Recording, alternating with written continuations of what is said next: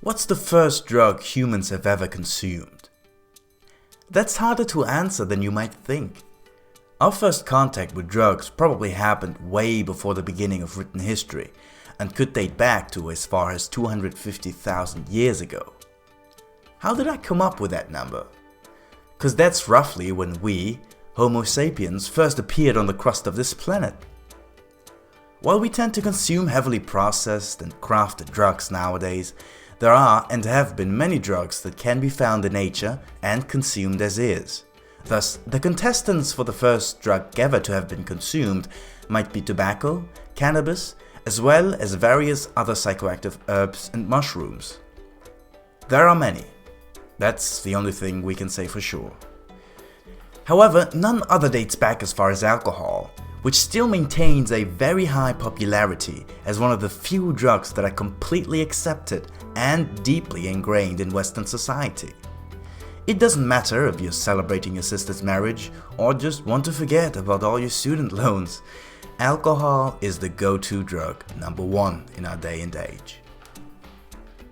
So, how far does alcohol date back? Well, alcohol might be as old as fermentation itself. What do I mean by that? See, the ethanol, the active ingredient we drink, which is actually just one of many alcohols. Alcohols are a chemical group which can be produced by fermenting fruits. When the starch inside of the fruit breaks down into glucose, it can further ferment into ethanol if the temperature is less than 37 degrees Celsius. And this process actually happens in nature all the time. I mean, look at this squirrel after it ate a fermented magnolia petal. It's too drunk to move around. Let's hope that the squirrel got his shit together by now. Here's another example of animals in the African savanna getting drunk after eating fermented marula fruits.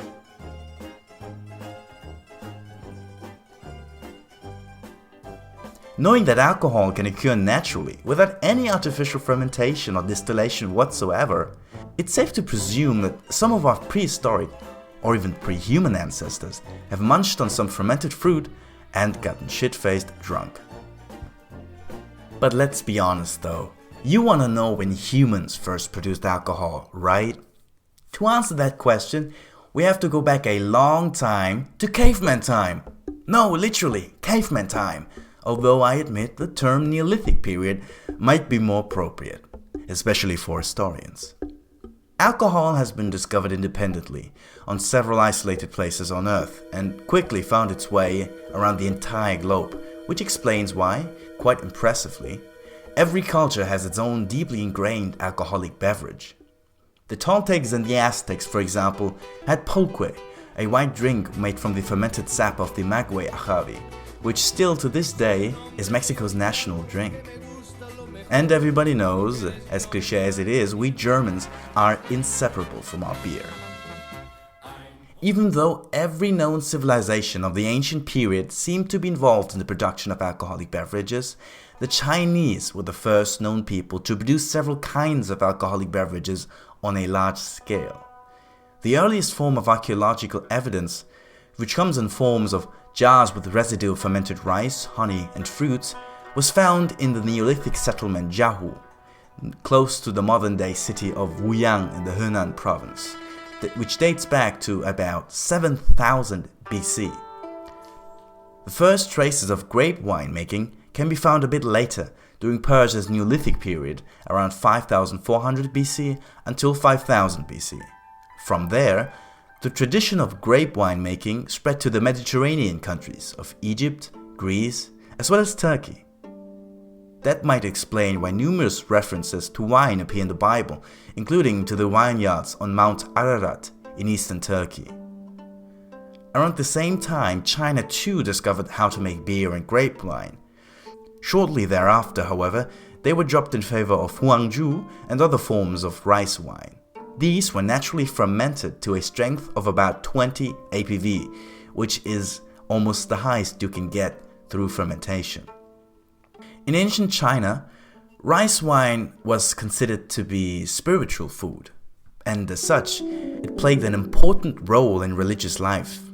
Back then, alcohol was generally held in high regard. In fact, most early cultures limited alcohol consumption to religious purposes.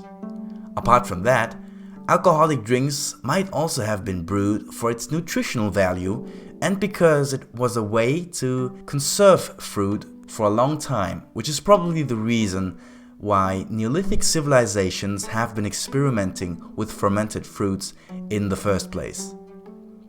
And this practice wasn't just limited to the Neolithic age, but it was prevalent until up to 300 years ago, when we started to be able to reliably plant crops. But I'm not kidding about the nutritional value. Next time you have a shot of vodka, try to look for the nutritional information, including its calories, if you can find it. But don't get me wrong though, alcohol has also always been used by some simply to get drunk. People have been partying hard just like us. Nothing has changed, folks. Nothing.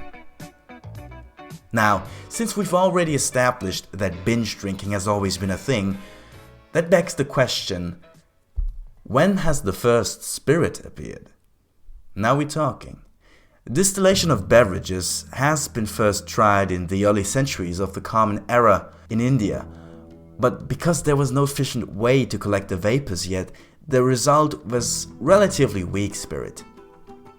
Distillation itself only really took off in the medieval age, beginning in Iraq, from where it quickly spread to Italy and thus the rest of Europe as well as Asia. We can thank the Arab alchemist Al-Kindi for most of the alcoholic drinks with more than 20 APV today, since that is the limit of alcoholic beverages produced by fermentation alone. The title of oldest spirit, which is still popular today, probably belongs to brandy, which nowadays is somewhere between 35 APV and 60 APV. It was created in the early 15th century when someone in Germany tried to distill wine. Furthermore, most of the hard spirits you know, cognac, scotch, bourbon, moonshine, gin, rum and many more, have been created after the 13th century. This is not where the story of alcohol ends though. Especially in this day and age, homebrewers and artisan distillers are constantly trying to capture a wider range of flavors and emotion in alcoholic beverages. Before you raise your pint of Guinness in honor of all the brewers and distillers of days past, someone has to play the devil's advocate. Thus, please keep in mind that an excess of alcohol does not only cause severe liver damage, but also damages your brain due to its neurotoxic properties. Consumed in combination with tobacco, it can amplify its carcinogenic effects substantially. Most of the toxicity doesn't actually come from the alcohol, or in that regard from the tiny traces of methanol, but actually from the ethanol, which is produced when the body digests ethanol and can stay in the body for several hours. Because of their genes, some Asians don't have the normal amounts of an enzyme that breaks down ethanol. This explains why some get drunk very, very fast. But that's finally it. Now you can all hold up your glasses in honor of all the distillers and brewers if you want, but please don't drink too much, because I want you to be able to see my next video. So don't forget to come by when I talk about the history of the South American coca. Thanks for watching my video. Please don't forget to like and comment and subscribe if you want to see more content like this. You're also always welcome to support me on Patreon and check out the other videos of my channel. The links to my Patreon as well as all of my sources I used for this video can be found in the description. Bonsoir.